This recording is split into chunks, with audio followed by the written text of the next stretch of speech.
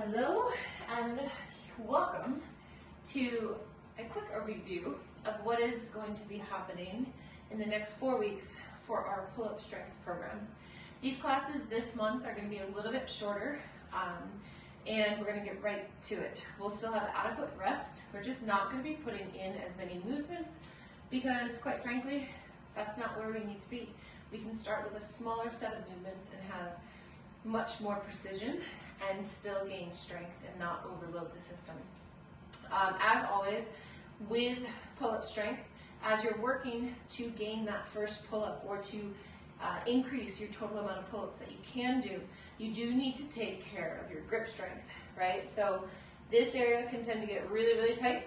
So going into some nice wrist stretches is really, really, really beneficial, as are flashlights. So remember, good old flashlights. Doing about 4 sets of 25 a day would be wonderful, and that's going to help work on all of this area right in here.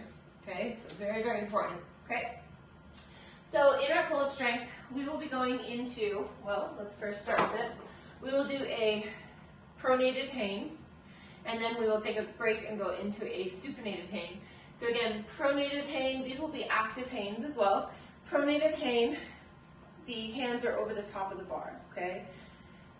We are active, meaning we are not here hanging loosely in an inactive position. Instead, we have hugged the shoulder blades down the back. We've got quite a bit of tension in the lats, okay? And we're pressing into our pinkies.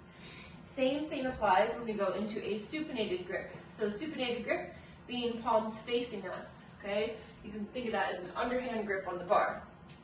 So arms are straight, but again, we're not inactive. We are active through the scapula area, right? Lats are on, shoulder blades are drawn down the back. You can have a nice bit of tension through the body, okay, as opposed to just letting the legs hang loose. The previous sessions, we've allowed for a little bit more of a loose body position, even when we were going into that active hang. But for this next 4 weeks, we're definitely going to be trying to focus on a little bit tighter of a body line. We then will be doing single arm banded pull downs, okay? Now, if this isn't enough tension, you can choose to wrap this in various ways that'll increase your tension, or you can go ahead and go to a thicker band, so that's also a possibility.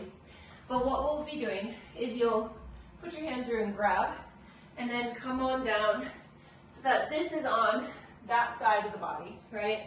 So the band, I'm pulling with my right, the band is on the right side of my body. From here, we'll start in what we call an inactive position, or shoulder blades elevated. We will depress them, and then we'll go into a pull. We're going to keep that scapular depression as we go into these single arm pulls. Now notice on the pull, I'm going to turn sideways real quick for you to see. I am pulling right to here. I'm not pulling and pressing, okay? It is just a strong pull. Really trying to tap into this area right here, because your lats are what help you pull, okay? We then have TRX rows. So we've been doing these, we're going to keep doing them.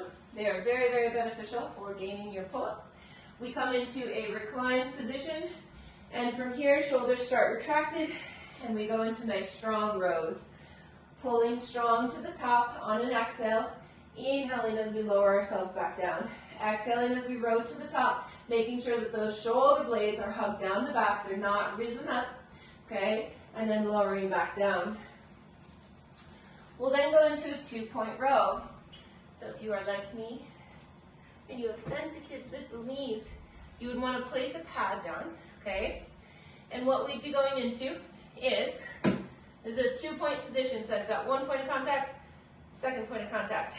We are in a nice strong position with our core. Everything's braced, belly pulled in. We grab our weight and we go into our rows, making sure that we're not going into our back and that we're keeping this a pretty strict movement in regards to the row. We're then going to go into hollow holds. Why hollow holds? Because a pull-up position is part of a hollow hold. So we need to work on this. So with our hollow holds, we've done these before, but we can start here. We can also start here, okay? As we feel stronger coming into this position, then feeling stronger coming into this position, feeling stronger, hands right by the head, strongest, full hollow hold right in here, okay? And then the final movement that we'd be going through are TRX pull-ups.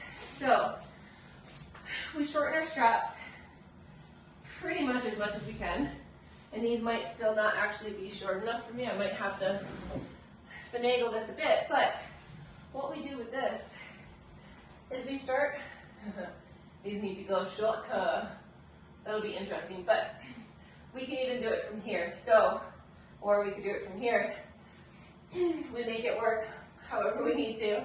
We start in a retracted position with the shoulders, then we do a strong pull to the top, and then control back down.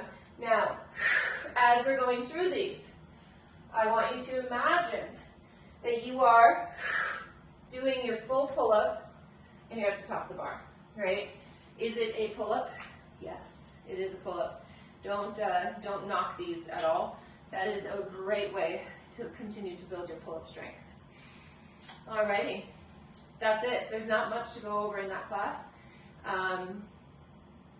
Remember, with the pull-up strength class, if you're only doing it once a week, you are going to get benefits, but not nearly as many benefits as you would if you chose to incorporate these movements throughout your week.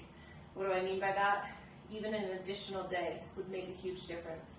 I wouldn't do it more than 3 times a week, but these could be, I broke this down into a smaller amount of work so that you could supplement your other days with some of these movements. Now, you don't need to do the whole workout on your other days, but incorporating some of these would be awesome.